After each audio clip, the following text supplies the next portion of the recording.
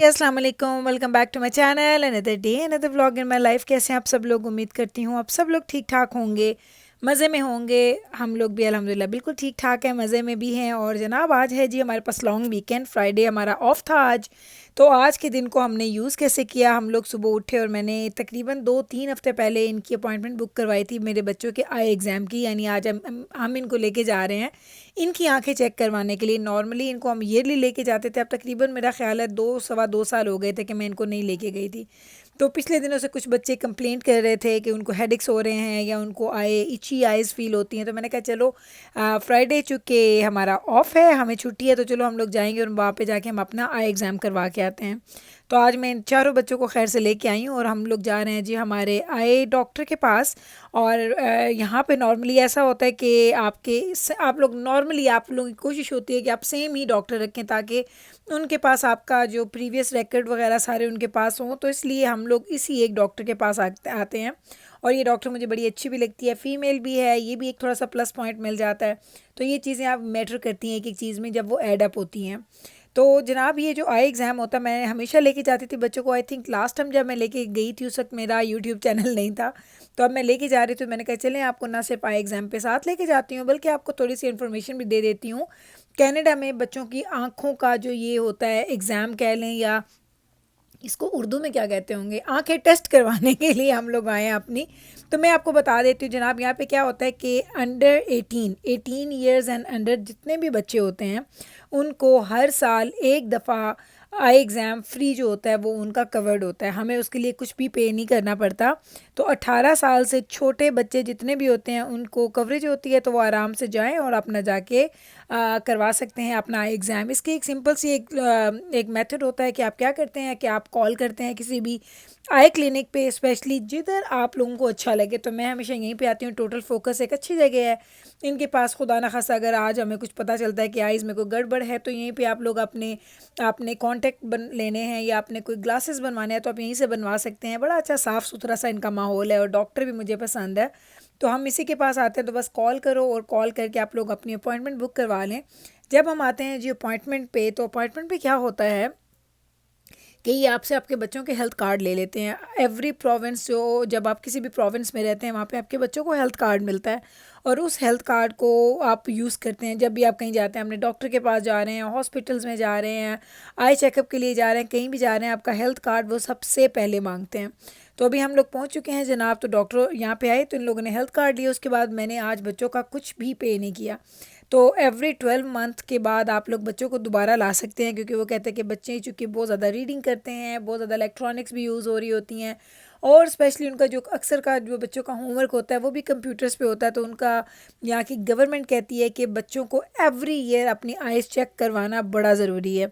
तो चूँकि एक तो ये हमें ये भी फ़ायदा हो जाता है कि चूँकि ये कवर्ड होता है अंडर जो गवर्नमेंट के जो प्लान्स होते हैं, तो यहाँ पे मोस्टली लोग अपने बच्चों को ईयरली बेसिस पे लेके जाते हैं। तो इसमें मैंने कहा चलिए आज आपको ये बता दूं कि यहाँ पे कुछ लोगों ने बोला था कि मैंने जब लास्ट वीडियो बनाई थी मैंने बताया था कि यहाँ पे ये चीज़ फ्री नहीं है, वो चीज़ फ्री नहीं है। तो मैंने कहा चलें आज उन लोगों की शिकायत का जो मौका ना दूं और उनको भी खुश कर दूं कि जो चीज़ें पॉजिटिव हैं लाइक और जो वाकई में एक्चुअली में फ्री मिलती हैं। डजेंट मैटर कि आप कितना कमाते हैं, कम कमाते हैं, ज़्यादा कमाते हैं, क्योंकि ये लोग आपसे पूछते ही नहीं हैं।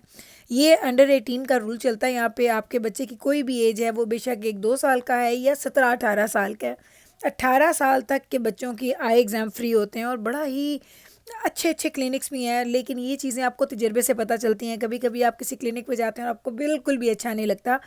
इसलिए जब मैं यहाँ पे आई थी इस सिटी में, तो नवीद ने फ़र्स्ट अपनी अपॉइंटमेंट बुक करवाई थी इस क्लिनिक पे और ये हमारे घर से थोड़ा दूर था, लेकिन नवीद को किसी ने रिकमेंड किया कि अच्छी जगह है, अच्छे डॉक्टर्स हैं, तो आप जाएं।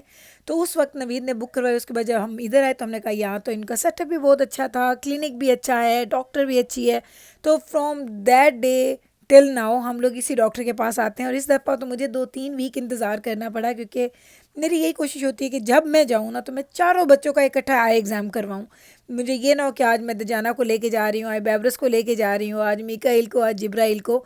तो कोशिश मेरी यही होती है कि आप बस बच्चों को लेके जाएं, एक साथ लेके जाएं। थोड़ा टाइम ज़्यादा लग जाता है, हर बच्चे को तकरीबन 20 से 25 मिनट लग जाते हैं ये पूरा प्रोसेस होने में। और उसके बाद फिर आप फ्री होते हैं। तो अगर 20-25 मिनट हो तो आराम से 1.5-2 घंटे लग जाते हैं, अगर आपके पास माशाल्लाह 4 बच्चे हैं तो। लेकिन हम भी तभी आते हैं ना जिस वक्त हमें पता होता है कि हमारे पास आज टाइम है और आज हम जाके ये सारा काम ईज़िली कर सकते हैं। तो छुट्टी थी तो मैंने आज इस चीज़ का फ़ायदा उठाया। मैंने कहा नहीं, आज बच्चों को लेके जाती हूँ। हालाँकि तो जाना कुछ ख़ास कुछ नहीं था, उसके मिड टर्म एग्ज़ाम्स आ रहे थे तो वो कह रहा था कि अम्मा आज आपने क्यों अपॉइंटमेंट बना लिया है, 2-3 घंटे मेरे ज़ाया कर दिए हैं। तो मैंने कहा कोई बात नहीं, चलो, क्योंकि ये भी करवाना बड़ा ज़रूरी है और तुम्हारा तो स्केड्यूल इतना ज़्यादा टफ़ है कि मुझे वीकडेज़ में टाइम ही नहीं मिलता तुम्हें कहीं लेके जाने का। वीकेंड पे तुम्हारी जॉब होती है और वीकेंड्स पे अक्सर आपको अपॉइंटमेंट्स नहीं मिलती हैं। अगर कोई डॉक्टर बैठता भी है ना तो वो बहुत ज़्यादा फुल होते हैं। तो ये तो चक्कर चलता ही चलता है। तो दजाना हो गया जी फ्री, अभी बाहर निकल रहा है क्योंकि ये जा रहा है अपने बाबा के पास गाड़ी में। और दजाना की माशाल्लाह आइज़ जो है वो बिल्कुल ठीक थी। मुझे कहता है अम्मा, डॉक्टर मुझे कह रही थी जो परफेक्ट आइज़ होती हैं ना, तुम्हारी आइज़ उससे भी ज़्यादा अच्छी हैं। ऐसे एक बात है कि वो मुझे डॉक्टर भी कह रही थी कि ये बच्चे इनहेरिट भी करते हैं, लाइक उनके जीन्स में अगर होता है, अगर उनके पेरेंट्स की आइज़ ख़राब होती हैं तो बहुत ज़्यादा परसेंट चांसेस होते हैं कि उनकी आइज़ भी ख़राब होंगी, बच्चों की भी। तो अल्हम्दुलिल्लाह मैं भी कोई ग्लासेस यूज़ नहीं करती, मेरी आई साइट भी अभी तक ठीक है और नवीद भी सिर्फ रीडिंग ग्लासेस यूज़ करते हैं, अदरवाइज़ नवीद की आंखें भी बिल्कुल ठीक हैं। तो इसलिए अल्हम्दुलिल्लाह दजाना की तो बहुत अच्छी आइज़ निकली हैं। और अब बैब्रस का था तो बैब्रस काफ़ी दिनों से मुझे कहती है अम्मा मुझे कभी हेडेक्स हो रहे होते हैं। इसके बाद जिब्राइल की बारी आएगी तो वो भी मैं आपको बताती हूँ। जिब्राइल कहती है अम्मा मुझे बहुत ज़्यादा लाइक मुझे कभी कभी सब चीज़ें बहुत ज़्यादा फॉगी नज़र आती हैं, कभी मेरी आइज़ बहुत इच्छी हो जाती हैं, कभी मेरी आइज़ दर्द करती हैं। तो मुझे था कि इस दफ़ा हो सकता है इनमें से किसी न किसी को कोई ना कोई डॉक्टर ग्लासेस का बता ही दे।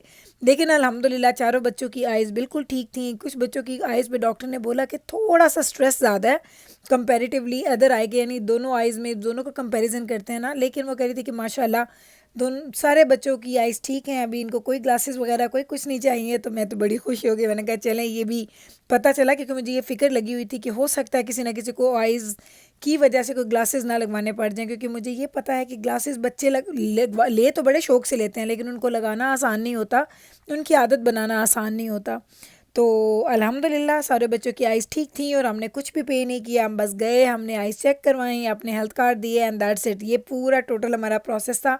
हाँ, लेकिन इसके अलावा अगर बच्चों को कोई ग्लासेस चाहिए हो या बच्चों को आपने कॉन्टैक्ट लेंसेज लगवाने हैं या कुछ भी लगवाना है तो उसकी कवरेज नहीं होती, वो आपको अपने पॉकेट से पे करनी पड़ती है। और अगर आपकी इनकम अच्छी है या आप कहीं पे जॉब कर रहे हैं और आपका जो जॉब की तरफ से अगर आपको कवरेज है तो फिर आपको वहाँ से वो पे कर देते हैं। अदरवाइज़ आपको आप सारा कुछ अपने पॉकेट से ही पे करना पड़ता है। और यहाँ पे ग्लासेस बनवाना इतना महंगा है, मैं आपको बता नहीं सकती।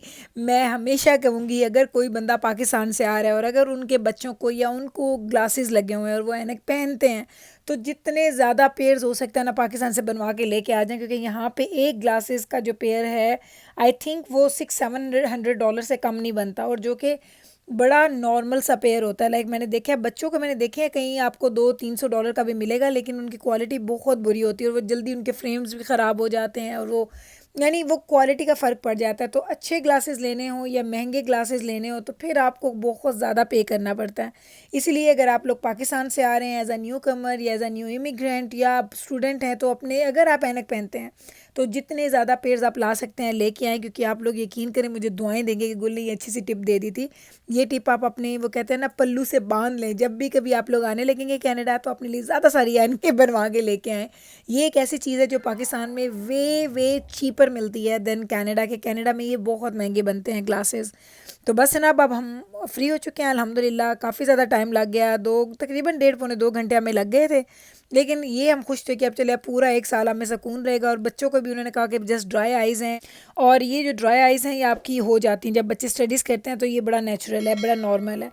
तो चलें जनाब, उम्मीद करती हूँ कि आज का ये इन्फॉर्मेटिव व्लॉग आपको अच्छा लगा होगा। आपको मैंने अच्छी खासी इन्फॉर्मेशन भी दे दी और एक आपको आई डॉक्टर के क्लिनिक का मैंने विजिट भी करवा दिया। अगर अच्छा लगा है ये व्लॉग तो कल फिर वापस आइएगा मेरे चैनल पे। मैं मिलती हूँ आपके साथ सेम टाइम पे सेम चैनल पे एक और नए व्लॉग के साथ। तब तक रखिए आप अपना ख्याल। टेक केयर जी, अल्लाह हाफिज़।